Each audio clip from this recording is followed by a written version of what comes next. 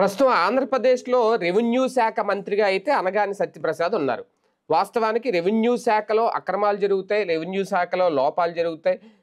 Revenue శాఖలోనే ఎక్కువ సమస్యలు పెరిగిపోతాయి. ఇది అందరికీ తెలిసిన విషయమే.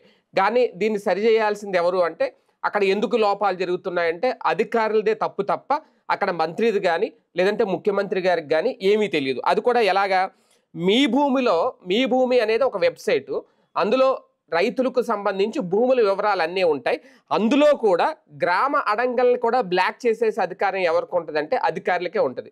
ఎంతవరకు ఇలాగ మీ భూమిలో గ్రామ అడంగల్ని కూడా బ్లాక్ చేస్తారో అధికారులని తెలీదు. ఇప్పుడు బయట పెట్టారు వీళ్ళు. అంటే ఇప్పుడు ప్రభుత్వం ఆల్రెడీ 18 నెలల నుంచి ఈ కూటమి ప్రభుత్వమే ఉంది. కాకపోతే దీనికి లింక్ ఏంటంటే జగన్ హయాంలోనే ఇలాంటివి జరిగినాయి. ఇప్పుడు కూడా ఇలాగ జరుగుతున్నాయి.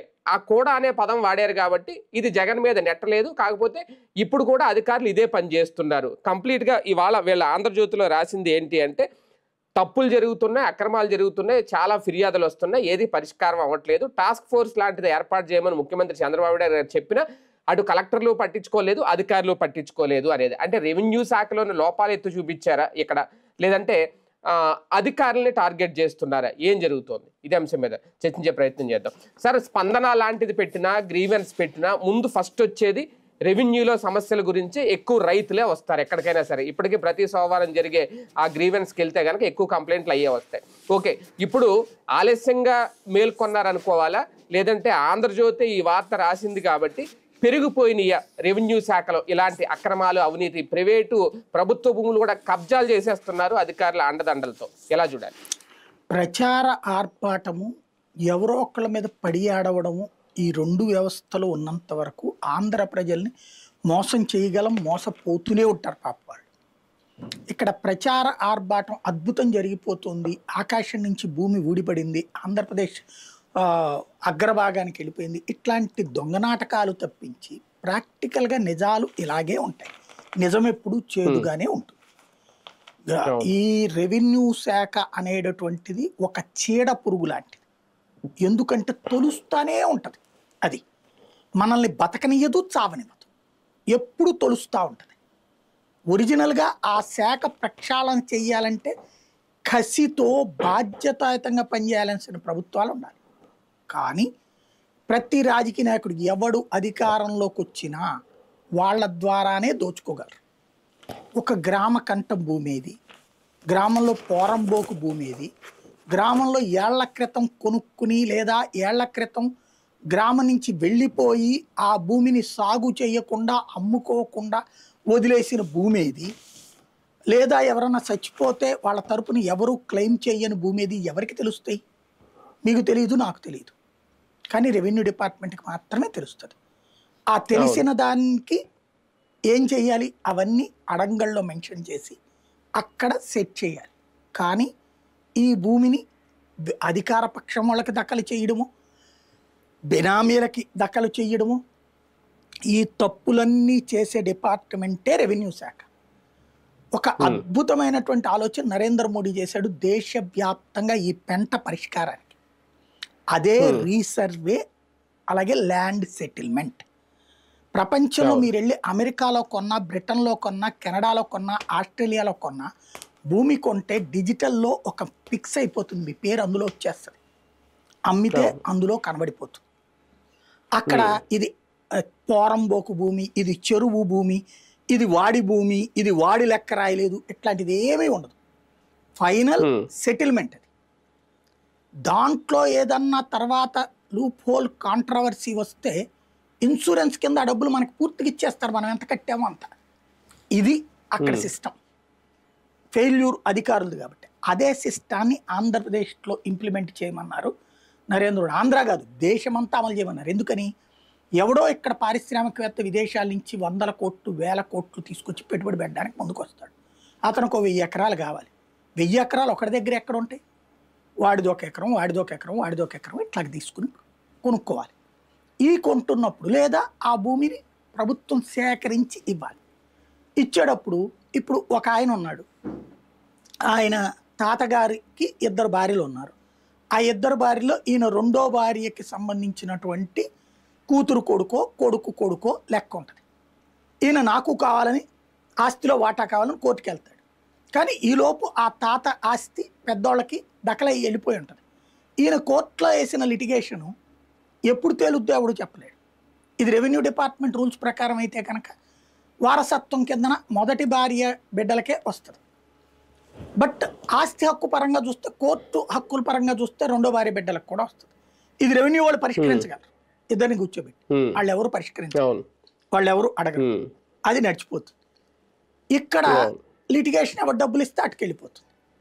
లేదు, నేను మీ దగ్గర భూమి కొన్నా, మీరు నాకు రాసిచ్చారు, మీ తరపున మీ భార్య సంతకం పెట్టలేదు, మీ భార్య రేపు పొద్దున పోలీస్ కంప్లైంట్ పెట్టింది అనుకో, ఇదే రెవెన్యూ కంప్లైంట్ పెట్టింది అనుకోండి, వాళ్ళ భార్య కంప్లైంట్ పెట్టింది కాబట్టి అని దీన్ని ఎబియన్స్లో పెట్టేస్తాడు. నేను డబ్బులు ఇస్తే వెంటనే అయిపోతుంది, మీరు సెట్ చేస్తే అయిపోతుంది, లేదంటే లిటిగేషన్. యాజ్ పర్ నామ్స్ మీరు సొంతగా మీ స్వార్జితానికి మీ భార్య పర్మిషన్ అక్కర్లా, మీ భార్య నుండి వచ్చే ఆస్తి అయితేనే కావాలి. ఇవి రెవెన్యూ వాళ్ళకి పక్కాగా తెలుసు ప్రతి రూలు, కానీ అమలు చెయ్యరు. ఎందుకని? సాగతీయాలి, తీస్తే ఆ డబ్బులు వస్తుంటాయి. ఇది ప్రభుత్వానికి తెలుసు. జగను ఏం చేయలేడు, బాబు ఏం చేయలేడు. జగన్ ఏం చేశాడు, కేంద్ర ప్రభుత్వానికి సంబంధించినటువంటి ఆ సిస్టమ్ ఏదైతే ల్యాండ్ రీసర్వే సెటిల్మెంట్ వ్యవహారం చేయడానికి పెట్టి దానికి పేరు పెట్టాడు, జగనన్న భూమి హక్కు సురక్ష ఏదో పెట్టాడు పేరు. అక్కడ జగన్ చేసిన తప్పు ఏంటంటే జగన్ని మాబ్లో పెట్టి ఆ పిల్లర్లకి జగన్ బొమ్మలు, లేదంటే ఆ పాస్బుక్ మీద జగన్ బొమ్మలు, ఇవి సద్వినియోగం చేసుకుని జగన్ మీద నెగిటివ్ సృష్టించి ఇంకేముంది స్థలాలు లాగేసుకున్నారు, మీ ఇళ్ళు లాగేసుకున్నారు, మీ ఆస్తులు తాకట్టు పెడతారు అన్నటువంటిది ఒక దుష్ప్రచారం చేస్తే ఆ ట్రాప్లో పడిన జనం జగన్కి వ్యతిరేకంగా వెళ్ళారు. ఆ రీసర్వే పూర్తి చేయాల్సిన బాధ్యత ఇప్పుడు ఈ ప్రభుత్వం వచ్చింది, ఇంతవరకు చేయట్లా. ఇప్పుడు సమస్య ఏంటయ్యా అంటే భూమిని మీరు కొనుక్కున్నప్పుడు మొన్న విద్యాధరపురం విజయవాడలో కబేళా దగ్గర జరిగినటువంటిది, జోజినగర్లో వాళ్ళకి భూమిని కొన్నారు, కొన్న కాగితాలు ఉన్నాయి, రిజిస్ట్రేషన్ అయ్యింది, బిల్డింగ్ ప్లాన్ వచ్చింది కార్పొరేషన్ నుంచి, ఇల్లు కట్టుకున్నారు, బ్యాంకు లోన్ వచ్చింది, రిజిస్ట్రేషన్ జరిగింది. వాళ్ళు దాదాపు 20 ఏళ్ళ నుంచి ఉంటున్నారు. ఇప్పుడు వచ్చి వీళ్ళది కాదు, వీళ్ళు ఎవరి దగ్గర తప్పుడు డాక్యుమెంట్ అని ఇంకోళ్ళు వచ్చారు, కోర్టుకు వెళ్ళారు, కొట్టేమంది కోర్టు. ఎవరు జవాబుదారి ఇప్పుడు దాంట్లో? ఇప్పుడు వాళ్ళందరి పరిస్థితి ఏంటి, వాళ్ళ జీవితం ఏంటి? జీవిత కాలం సంపాదించుకున్న సొమ్ము సర్వనాశనం అయిపోయి నడి రోడ్డు మీద నిలబడ్డారే, అది కూడా 20 ఏళ్ల తర్వాత. ఇవాళ రోజున వాళ్ళు ఏంటి, ఆ రోజున యుక్త వయసులో 4 రూపాయలు సంపాదించుకుని ఉంటారు, లేదా అప్పు చేసుకుని ఉంటారు. ఇవాళ అదంతా పోతే నడి రోడ్డు మీద నిలబడితే బ్రతుకేంటండి? ఎవడు వాళ్ళ పట్ల చూస్తున్నారు? ఓ రోజు మీడియాలో హడావిడి జరిగింది, 2 రోజులు అయిపోయింది, మేము వాళ్ళని ఆదుకుంటామని అభయహస్తం చూపించారు, ఏం ఆదుకున్నారో తెలియదు, ఏమీ లేదు. ఇలాంటి జరిగినప్పుడు ఆస్తులు కొనాలంటే భయపడతారు. అసలు వాళ్ళ హైదరాబాద్ లో హైడ్రా అంతే దరిద్రం కదండి, ఏంటది? ఎవడో పాప ఏళ్ల తరబడి కష్టపడి డబ్బులు సంపాదించుకుని తీసుకొచ్చుకుంటే ఈడెళ్ళి కూల్చేస్తాడు. అదేమంటే బఫర్ జోన్ అంటాడు, FTL అంటాడు, లేకపోతే ప్రభుత్వం అంటాడు, పోరంబోక్ అంటాడు, ఎవరికి తెలుసు? అది HMD అప్రూవల్ ఉంది, అలాగే GMC అప్రూవల్ ఉంది, రిజిస్ట్రేషన్ జరిగింది, బ్యాంక్ లోన్ వచ్చింది, తర్వాత కూల్చేస్తే ఏమైపోవాలా జనం? ఇప్పుడు అలాగే ల్యాండ్ లిటిగేషన్స్ ఎట్లా ఉంటాయంటే, ఇప్పుడు మా ఏది ఎక్కడో ల్యాండ్స్ ఎప్పుడో కొనేసి ఉంటారు, కొనేసి ఆ రోజుల్లో పేపర్ మీద రాసుకుని ఉంటారు, ఆ రాసుకున్నది కూడా చెల్లవుతుంది సాదా బైనామా కింద. కానీ ఆ తర్వాతన లీగల్ లిటిగేషన్ అవతలోళ్ళు పెడితే కనుక కుదరదు. కానీ రిజిస్టర్ వీళ్ళు రెవెన్యూ వాళ్ళు దాన్ని సాదా బైనామాని యాక్సెప్ట్ చేయొచ్చు, కానీ చెయ్యరు. ఇప్పుడు దానికి వీళ్ళు ఏం రాస్తారు, అదే సాదా బైనామాకి 1000 రూపాయలు ఇస్తే అయిపోతుంది, లేకపోతే 2000 ఇస్తే అయిపోతుంది వారసత్వం, ఇట్లాగ రాస్తారు పేపర్. గ్రౌండ్ లెవెల్లో అక్కడ రిజిస్టర్ చేయరు. ఈవెన్ స్థలం కొన్నాక పట్టాదారు పాస్బుక్ ఎందుకు ఇరండి నాకు అర్థం కాలేదు. ప్రపంచంలో ఎక్కడా ఇలాంటి దరిద్రం లేదు, దేశంలో కూడా ఇంత దరిద్రం ఎక్కడా లేదు. దేశంలో కూడా రెవెన్యూ లిటిగేషన్స్ వస్తాయి, కానీ మన ఆంధ్ర తెలంగాణలో పుట్టినంత దరిద్రం ఇంకెక్కడా లేదు. దొంగలు బహిరంగంగా తిరుగుతారు, పోలీసులు మనకేమి సాయం చేయరు. పోలీస్ అంటే అక్కడ రెవెన్యూ డిపార్ట్మెంట్, పైగా దొంగలతో చేతులు కలుపుతారు. ఇక్కడ వచ్చి కంప్లైంట్ ఇస్తే కంప్లైంట్ తీసుకునే ప్రభుత్వం నిద్రపోతుంటది. వాళ్ళకి బాకాలు ఊదే తానతందన పత్రిక కూడా రాసింది, కానీ ఏం చేస్తారు? ఇప్పుడు అదేదో వారం వారం మీటింగ్లే కాదు, ఈయన వెళ్ళి అసలు రాష్ట్రంలో అందరి సమస్యలు తీరిపోయినాయి, అందరూ సుఖ సంతోషాలతో ఉన్నారు, ఆనందం ఎగిరి గంతులేస్తున్నారని రోజు మీటింగులు చెప్తున్నారు. మరి ఏం జరుగుతోంది ఇక్కడ? ఎవరి డబ్బులు ఎవరు తింటున్నారు? ఎవరి ఆస్తులు ఎవరు తింటున్నారు? పల్లె ప్రాంతాల్లో ఎన్ని గొడవలు నడుస్తున్నాయి, ఎంత గందరగోళం జరుగుతోంది, ఎవ్వడికి పట్టదు. రెవెన్యూ వాళ్ళే అధికార పక్షం వాళ్ళకి హెల్ప్ చేస్తున్నారు కాబట్టి రెవెన్యూ వాళ్ళ మీద కంప్లైంట్లు అడిగారు.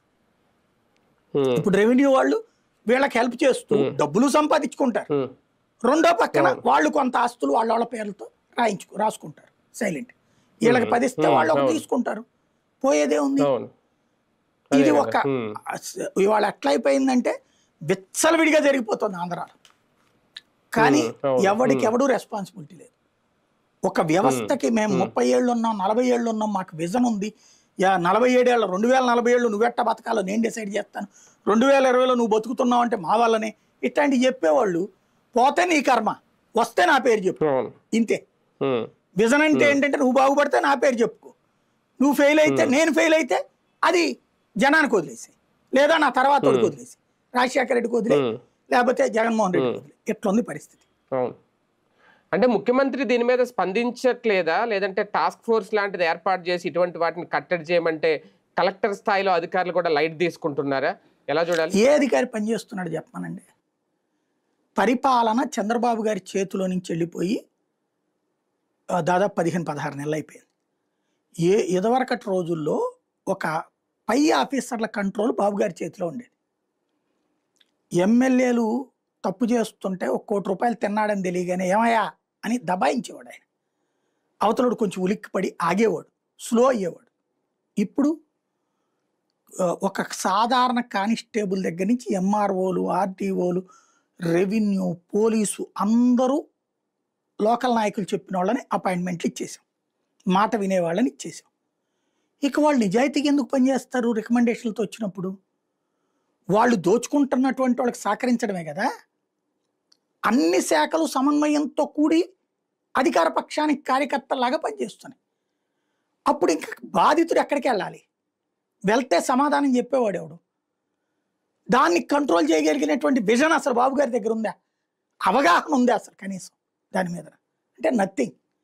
కేవలం పేపర్లలో, టీవీల్లో అద్భుతం రాయించుకోవడానికి, తానా తందాన కబుర్లు చెప్పడానికి, సోషల్ మీడియాలో పోస్టులు పెట్టడానికి మాత్రమే నడుస్తుంది. వీళ్ళు రాస్తారు, మళ్ళీ ఇక్కడతో వదిలేస్తారు, రేపు పొద్దున బాబు గారు కన్నెర్ర చేశారు, మేము చెప్పిన దాంతో వాళ్ళని వీళ్ళని పిలిచారు, మాట్లాడారు, రివ్యూ చేశారు, అయిపోయింది, కథం, అంతే. మళ్ళీ ఒక ఏడాది తర్వాత రాస్తారు. వీళ్ళు చెప్పిన దాంట్లో ఏది పరిష్కారం అని నాకు తెలియగలుగుతా. అమరావతికే దిక్కులేదే పరిష్కారం ఈ రోజు వరకు. వీటిట్లో ఇంకేం జరుగుతుంది? రెవెన్యూది మొత్తం చేతికి ఆ కాగితాలు ఇస్తే అప్పుడు పరిష్కారం ఉంటది. అది యుద్ధ ప్రాతిపదికన చేస్తున్న దాన్ని మోకాళ్ళు పగలగొట్టి ఎర్రగొట్టి పడుకోబెట్టాం రీసర్వే. ఇప్పుడు ఒప్పుకోవట్లేదు కదా అక్కడ, వద్దంటున్నారు కదా, ఆ రీసర్వే కూడా వద్దంటున్నారు కదా. ఇప్పుడు ఆ రీసర్వే ఎవరు చేయమన్నారని అడిగారు అనేదే కదా. రీసర్వే చేయకుండా నువ్వు ఎట్టా సెట్ చేస్తావు, ఎలా పరిష్కరిస్తున్నావు తెలియకడుగుతాను. ఆ రీసర్వే చేసి ఆ సర్వే నెంబర్లకు బదులు ఎల్పిఎం నెంబర్లు ఇస్తున్నారు, ఎవరేమన్నారు ఇది అనేది, ఇది కూడా తప్పనే కదా వీళ్ళు చెప్తారు. అది అవగాహన చేయను. ఇప్పుడు ఇదివరకు మనకి డోర్ నెంబర్ బేసిస్ మీదనే ట్యాక్స్లు ఇచ్చేవాళ్ళు, గుర్తుందా? కార్పొరేషన్స్ కానీ మున్సిపాలిటీలకు కానీ 11-2-33/1 ఇట్లుండే కదా. అవును. తర్వాత ఇప్పుడు డిజిటల్ నెంబర్స్ ఇచ్చారు. డిజిటల్ నెంబర్ ఆధారంగా మనకి ట్యాక్స్లు వేస్తున్నారు. ఏముంది నష్టం? డిజిటల్ నెంబర్ ఎందుకు? కంప్యూటర్లో ఈజీగా ఉంటాయి.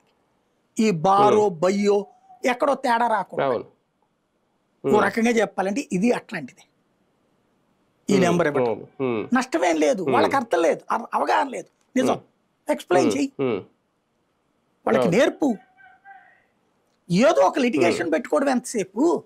లిటిగేషన్ క్లియర్ చేయడం కదా కావాల్సింది. ఇప్పుడు మనకి ఇంటి పన్నుకి, నీటి పన్నుకి, వీటికి అసెస్మెంట్ నెంబర్స్ అని ఇస్తారు. అవును, అసెస్మెంట్ నెంబర్. అదేమన్నా ఈ డోర్ నెంబర్ లాగా ఉంటుందా? లేదే. ఎంత పొడుగు ఉంటుంది. మరి యాక్సెప్ట్ చేస్తున్నాం కదా, ఇది కూడా అంతే సింపుల్. కొన్ని రోజులకి అలవాటు పడతాం. ఇప్పుడు ఇదివరకు మనకి క్యూఆర్ కోడ్ అలవాటు ఉందా? ఇదివరకు మనకి ఏటీఎంలు అలవాటు ఉన్నాయా? చేస్తున్నాం కదా ఇవాళ.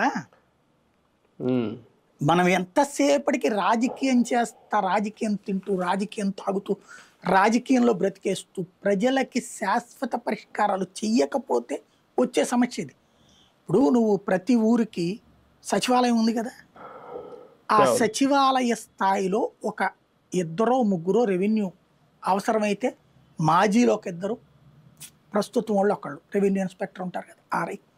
ఈ ముగ్గురిని కలిపి ఒక టాస్క్ ఫోర్స్ అని చెప్పు. ఆ ఊళ్ళో ల్యాండ్ లిటిగేషన్స్ ఏమైతే వస్తాయో అవన్నీ వాళ్ళు పరిష్కరించేయాలి. అక్కడ ప్రాబ్లం అనుకుంటే జిల్లా స్థాయిలో ఒకటి, నియోజకవర్గ స్థాయి, అది కాదనుకుంటే జిల్లా స్థాయి. ఎనఫ్ పరిష్కారం ఇక్కడే 90% అయిపోతాయి. కాదనుకున్న సివిల్ లిటిగేషన్స్ 10% ఉంటాయి.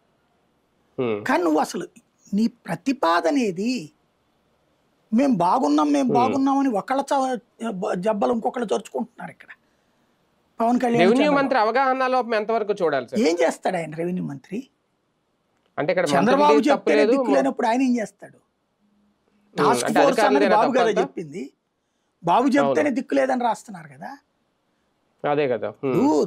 ఆ సెంట్రల్లోకి వచ్చేటప్పటికి ఖచ్చితంగా మంత్రులకి స్వేచ్ఛ ఉంది. ప్రధానమంత్రి ప్రతి దాంట్లో జోక్యం చేసుకోరు, లేదా ప్రధానమంత్రి కొడుకో కూతురో జోక్యం చేసుకోరు. ప్రధానమంత్రి తరపున షాడో ప్రైమ్ మినిస్టర్లు ఎవరు లేరు అక్కడ. ఎవరి మంత్రిత్వ శాఖ వాళ్ళు చేసుకోవాలి, కేబినెట్ లో నిర్ణయాలు జరగాలి, సింపుల్. అక్కడ ఇక్కడ మనకి అసలు ఏ మంత్రికి స్వేచ్ఛ ఉందండి? అచ్చెన్నాయుడు గబక్కన వెళ్ళి మామిడికాయలకి డబ్బులు ఇవ్వగలడా? అచ్చెన్నాయుడు గబక్కన వెళ్ళి మిర్చి వాళ్ళ పురుగు మందుల సమస్య పరిష్కరించగలడా? ఆయన చేతిలో ఏం లేదు, ఎవరో చెప్పాలి. అట్లాగే ఈయన అనగాని సత్యప్రసాద్ పాపం ఏం చేస్తాడు? ఆయన జగన్ తిట్టడానికి వీళ్ళందరూ పనికి వస్తారు. వాళ్ళ శాఖలకు సంబంధించి వీళ్ళ చేతిలో ఏమీ లేదు. అధికారులు పరిపాలన చేస్తారు, బాబు గారికి చిన్నబాబు గారికి వాళ్ళు ఫీడ్బ్యాక్ ఇచ్చుకుంటారు. వీళ్ళ దగ్గరకు వచ్చాడు సంతకం పెట్టండి అంటే పెడతారు. పనిలో పనికి వీళ్ళకి ఏదైనా చిన్న పనులు ఉంటే చేయించుకుంటారు మంత్రులుగా. ప్రాంతీయ పార్టీలో అదే దరిద్రం ఉంటుంది. అది దీన్ని ఇంకెవరో ఏం బాగు చేయలేరేమో ఇప్పట్లో. అంతే. రైట్. చూద్దాం. మొత్తానికి నిజంగానే వాస్తవానికి రెవెన్యూలోనే సమస్యలన్నీ ఎక్కువ ఉంటాయి, వాటిని పరిష్కరించాలి ఇమీడియట్గా. కానీ పరిష్కరించే ప్రయత్నం గత ప్రభుత్వం ఎలాగో చేయలేదని వీళ్ళే చెప్తున్నారు. మరి వీళ్ళే ఏం చేస్తున్నారు అనేది వీళ్ళే ప్రశ్న, వీళ్ళే వేసుకుంటున్నారు. మరి దీనికి సమాధానం మంత్రి గారు చెప్తారా, ముఖ్యమంత్రి గారు ఏమైనా నిర్ణయం తీసుకుంటారా, లేదంటే కలెక్టర్ స్థాయి అధికారులదే ఇక్కడ నిర్లక్ష్యం అనేది స్పష్టంగా వీళ్ళు చెప్పే ప్రయత్నం చేస్తున్నారు. కానీ సాల్వ్ అవ్వాలి, ప్రజలకు కావాల్సింది అదే. చూద్దాం ఏం చేస్తారు.